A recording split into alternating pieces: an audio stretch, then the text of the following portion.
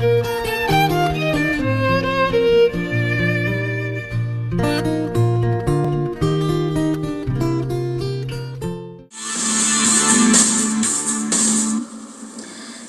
falitafahoana amintsika rehetra ny tokantrano amin'izao alina izao atao anatin'ity fandarana l'invité du jour ity miarabantsika rehetra ary manasantsika anaraka ny fandarana hatramin'ny farany ao anatin'ny fanatanterahana ny fionambe pirenena ny vato amin'izao fotoana izao dia hifantoka tanteraka amin'izay raharaha pirenena izay ny resadresakantsika androany ka nanasantsika amin'ity alina ity an'Andriamatoa Augustin Andriamananora izay mpanolontsaina manokany filohan'ny fanefana avy ny tetezamita sady isan'ny nahafantaranao ihany koa na ministry ny fifandraisan-davitra sy ny poste sy ny teknolojia vaovao teo aloha miarabanao tompoko dia misaotra anao nanaiky nasain'ny fandarana l'invité du jour. Miarabanao ihany koa Ramatoa Nitindarialy ary miaraba ny mpanaraky ny fandarana l'invité du jour eto amin'ny TV+. Isan'ny nanasan'ny l'invité du jour anao nisy fotoana ianao tamin'ny taon'ny gouvernement raha mifahafantarako azy Andriamatoa Gilbert Arzatovo tamin'izay fotoana izay no porte parole na mpitondra tenin'ny gouvernement ianao isan'ny matetika izany hoe nareo rahalahy reo zany ny hitako hoe taon'ny gouvernement tena mitsanga nisaka misy zavatra mitranga miaro ny fahefanavy ny tetezamita sy ny gouvernement izay tsy hitako tsony izay zavatra izay no niala taon'ny gouvernement nareo ary izay indrindra nanasako anao androany satria misy ny ataontsika hoe fanontaniana maromaro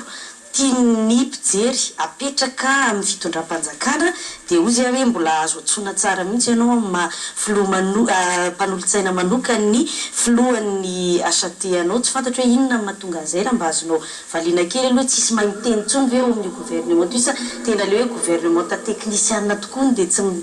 miteny sa mahazo baiko ihany koa hoe tsisy mahazo resaka intsony ao amin'ny gouvernement. Ny zavatra misy angamba dia hoe misy ny fandraisana andraikitra izay ataon'ny tsiraray fa samihafa mety fanehoana ny zavatra izay fiteny malagasy manao hoe izay maranitra didy malady havanana misy ny azo atao hirakiraka tena nay moa isan'ny zandriny ihany koa taon'ny gouvernement fa nirakiraka ka izay no isan'ny natonga ny tenako izay isan'ny mpitondra teny ny gouvernement ihany koa tamin'ny gouvernement voalohany nandimbiana teo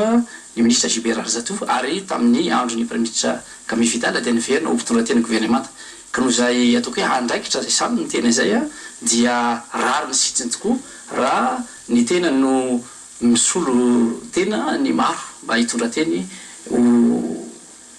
fanambarana izay hevitra tiana ho avoaka zany hoe rehefa tsy tao anatin'ny gouvernement ny tenako dia nisy ny andraikitra izay ny antsony ny filohan'ny fahefanavy tetezamita ny tenako mba ho mpanolontsaina manokana ary miandraikitra ny ireo ataoko hoe grand chantier de la transition izay hitanao fo fa betsaka ny miandratsika ny asa lasa isany amin'ireny izao efa hitantsika io izay miatrika asa ataontsika dia ny fikonandroany pirenena eo ihany koa ny fikarakarana ny fivitianana maro samihafa izay ho ateo eto amin'ny tany sy ny firenena ka tsy voatery amin'ny hoe hainao manjery fotsiny ihany no ahafantarana sy hitarafana ny tsirairay hoe manana andraikitra sy manany adidy ny tsirairay nisy ohatra tamin'ny fahadimapolo taona ny fahaleovantena reny izay nandraisan'ny tsirairay andidy sy andraikitra ihany koa amin'ny tenako moa dia isan'ny tao anatina no komity izay mikarakara mivantana tamin'ireny zavatra ireny ka maro sy ataoko hoe samihafa ny fomba anehoantsika ny zavatra fa mbola isy mo fotoana izay verenako matetika angamba amin'ny fahita lavitra sy ny hainao manjery mba ahafahana mitafatafa amin'ny ianao miteny teo hoe hirakiraka io ny atongavako avy hatrany any amin'ny resaka conférence nationale na fionambe pirenena satria raha ny sary navoakan'ny TV+ tamin'ny fampahalalam-baovao tamin'ny andro voalohany iny dia ianao mihitsy ny lasa manao an'le ohatrany ataon'ny polisy misahana ny fifamoivoizana mampiditra ny tomobile sy mandamina ny fiarakodia rehetra teny Ivato tamin'ny andro voalohany tamin'ny fanombohany le fionambe pirenena ary io no nahatonga ny maro rehefa nijery an'iny sary iny ary misy koa moa ny gazety miseho isan'andro nanao an'izay tsikery izay tatoriana hoe tsy tomombana mihitsy ny fikarakarana tamin'io conférence nationale io satria ministra teo aloha mpanolontsaina ny filoham-pirenena amin'izao fotoana izao no manao ny fandrindrana ny fifamoivoizana mampiditra ny fiarakodia rehetra teny Ivato manaiky an'izay ve nareo hoe nisy fiazakazana na fa maika be zany tao anatin'ny fikarakarana n'le conférence nationale ka nahatonga an'izay tsy fahatombanana teo amin'ny fikarakarana izay zavatra ataoko hoe mahatsikaiky amin'ny zavatra toy izay dia betsaka tokoa ny zavatra azo ambara nefa moa dia izay no ataoko hoe nampifantoka ny fomba fijeriny rehetra tsy fanomezantsiny zavatra izany ary nytiako marina mahatony tiana rialy raha tsarono tsara ngamba dia nisy tamin'ny fiandohan'ny ty taona ity dia ny kabary izay natao ny filohan'ny fahafanaviny tety zamity manao hoe mila fijoroana mila fandraisana andraikitra izay nitakiny firenena mila fahavononana ka endrika izay hoe fijoroana fahavononana fandraisana andraikitra ihany koa zavatra zay ny tenako moa dia tsy amin'ny maha-ministra na akory no andraisako izay andraikitra zay fa amin'ny maha-olo-pirenena izay etaniny ataoko hoe fitiavana ny ikarakara mba hatomombana andrany toe-javatra ireny ka ny zavatra misy raha tamin'ny ataoko hoe fotoana izay nanomboanantsika nokafana fomba ofisialy ny dinika na ataoko hoe conférence nationale iny dia betsaka tokoa ireo vahiny nasaina kinanjo ny mpitandro filaminana moa dia tsy afaka ihany koa sady isahana ihany ny lafi ny fandrepalemana no afahana ihany koa milahatra tsy hoe arifenitra ka ny tenako mihitsy no nanolo tena zany mba ndraikitra ary ataoko hoe ny voalohany nahitatomboty tam'ireny fa de ny mpanao gazety isan'ny tam'ireny mpanao gazety ny TV plus satria raha tsy teo mihitsy ny tenako dia tsy ho afaka tafiditra reo noho ny tsy anafahan'ireo mpitandro filaminana zany manandraikitra nomeny batsy zay tsy mahafantatra ireo mpanao gazety tsy mahafantatra ireo olo-maventy sy ny olo-manakaja maro samihafa zay tsy voatery nanana ny fanasana tamin'ny fotoanandro iny isany am'ireny ohatra ireo atsika hoe chef d'institution na filohan'ny androm-panjakana maro samihafa izany hoe niraisiko adidy mihitsy ny anamorana ny fampidirana ny olona ataoko hoe vahiny sy nasaina tamin'ny fotoanandro iny mba anatsara zavatra ary de isorandriamanitra moa fa reny zavatra misy ireo tompona andraikitra voalohany ireo ray aman-dreninjoro ireo komity mpamolavola isany am'ireny ireo fiarahamonim-pirenena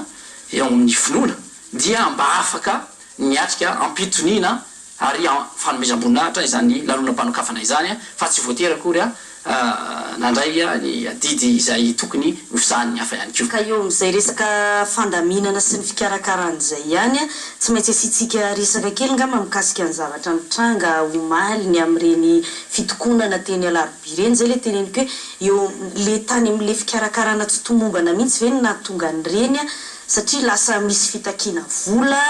de nijanona ny dinikasa teny ivato satria tsy nentina andena kely ny mpizaika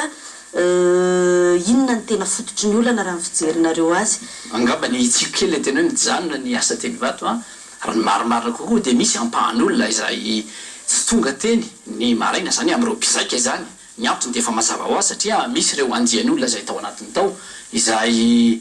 naneo fitokonana izay nanana fitakiana izy tsy maintsy enono ndray zavatra ireny ary adidin'ny mpiarakara ny tompona andraikitra no miaino ary miezaka ny mamaza ny olana zany mitondra fahafahapo ka ny folakandro moa dia efa voavaza ny olana zany ka dia mitohy ny asa ary ny folakandro ihany dia nisy le atsony hoe assemblée plénière zany hoe dinika faobe nafahan'ny tsirairay rehetra zany nanapa-kevitra am'ireny asambomera ireny midika zany fa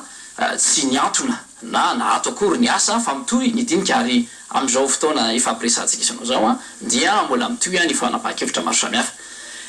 raha iverenao kely hoe inona moa no mahatonga ny olona anao ny fitakiana